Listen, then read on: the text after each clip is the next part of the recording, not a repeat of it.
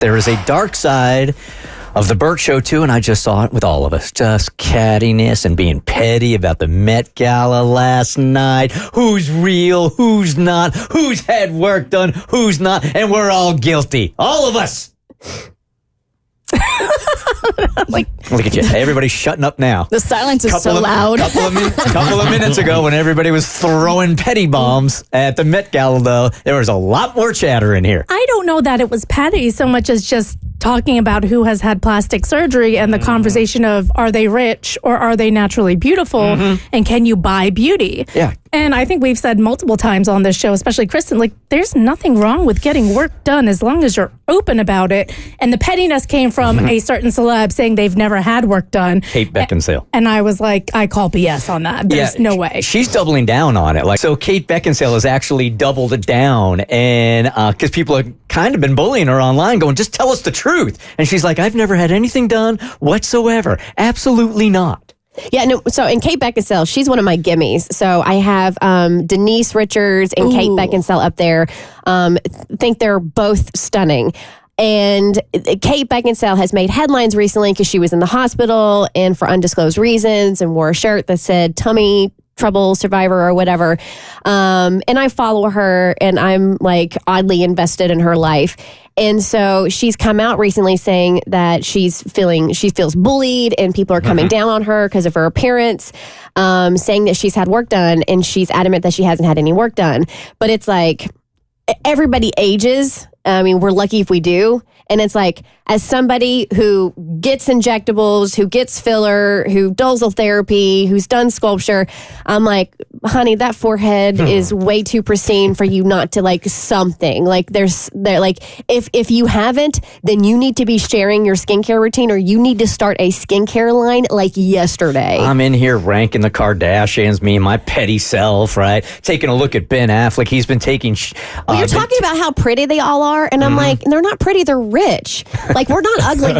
We aren't ugly. We're poor. Like, that's how that works. And so you're like, yeah, Kendall Jenner is stunning, but she's had a rhinoplasty. Like, she's had like eyebrow lip. Like, she's had. It's very, very obvious, whether they want to share it or not, that there has been stuff done. And she's stunning. She's gorgeous. She paid for it. I don't understand what the fallout would be for somebody like Kate Beckinsale, and I don't know if the Kardashians come forward and saying how much they've had done or not, but we're all just assuming it anyway, so why not just be honest about it and say, yeah, Kate Beckinsale's in her 50s. Yes, I've had both. No one's going to go like, I'm never going to watch another movie with her in it. I feel like it's some kind of internal battle between celebs, like when they're asked about if they get work done, like if you fess up to it or if you say that you've had work done, in some way they have to admit to themselves, well, I guess I'm not actually that pretty. I guess it really is just the work that my plastic surgeon did. But here's the thing, if your plastic surgeon made you look pretty and it cost you XYZ amount of money, like, good for you. Like, I paid money for my face and I'm still busted. So I feel like regardless of how you got to point B from point A, like, be proud of it and don't try and trick the general public that you've never had Botox before when clearly you've had something done if your forehead doesn't wrinkle. Cassie focuses on one thing. I do, because I was looking at some of the Met Gala photos last night, and even though I'm not as into the fashion as Abby and Kristen are, I really enjoy reading their commentary, and I do like seeing some of the outfits.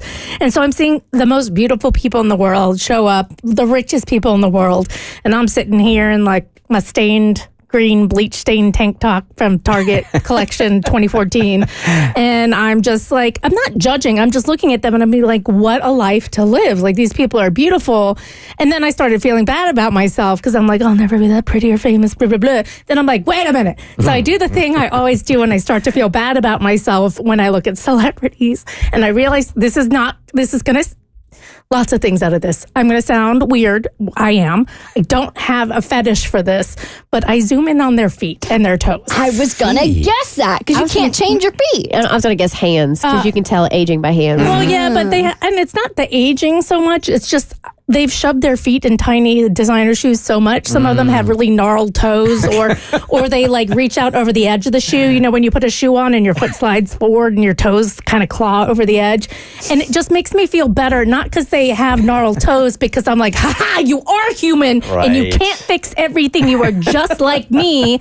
You just had some stuff done to you. And it makes me feel better. But I was sitting there on the couch, like my kid was watching like Firebuds or something, and I'm like zooming in on Chris Hemsworth's wife's feet. And my husband comes up behind me and goes, "What are you doing?" And I was like, "Nothing." And I had to explain, I promise I don't have a foot fetish. I like looking at their toes because it makes me feel like we're the same. So let me ask you, like, what might be a very naive question. You know, like when you go into a house, some people say, well, the house has really nice bones and we can renovate it and it could be a really nice house.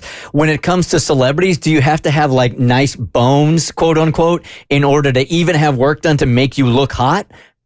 Like you're pretty to begin with, and this is just making you hotter. It's not like they're ugly and this is making them super hot. Blake Lively was hot. Then Blake Lively got smoking after her rhinoplasty.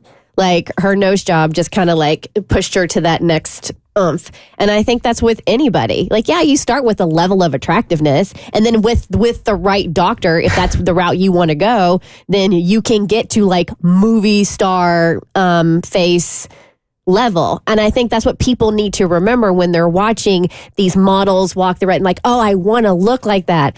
Well, take out a loan because that's what it's going to cost you to look like that. And the social ramifications are real. I was at a dinner the other night with Courtney, and I had looked around there, and I felt like in this Mexican restaurant that I was in, by any standard, it was not expensive. It was a super cheap restaurant. And I looked around, and maybe it was just one of those days, but to my left, the big lips, right, the big lips. It seemed like every woman in there clearly had some kind of cosmetic surgery done. I also wonder if it's an American cultural thing, because if you watch like American cinema or TV shows, like you expect to see like the Sydney Sweeneys or the Blake Lively's, like this almost, you know, goddess-like figures, right? And then you put on like a British police drama, and you're like, at first you're like, who? Because they're normal people, and you look in the mirror and you're like, who? I am one of them. Oh, they're normal people. And so I think all these like American celebs, if you Google old photos of Ariana Grande, she just looks like a normal kid, like totally normal you'd see on the street, and then they get celebrified. It's like we've forgotten what a face looks like, because what we're consuming, everyone has like these perfect faces that now we feel like we have to reach the same standard, even though like they have the money, resources, and the right doctors to be able to do so. Kristen from Sex and the City, what's her name? Kristen Davis, just posted about getting her filler dissolved, and she had one of those like really wacky filler jobs where she looked like a Muppet, and then she got it dissolved, and she's like, wow, I really shouldn't have done this. I actually look pretty normal. Yeah, before she had like a bad allergic reaction to shrimp. Now she actually looks like herself. It's a fine line to walk, because we are, you know, being unique is what can make us beautiful, but I understand wanting to improve yourself as well. But at some point you hit this thing where we all look like homogenous. We look the same. And so how do you walk that line? The Bert Show.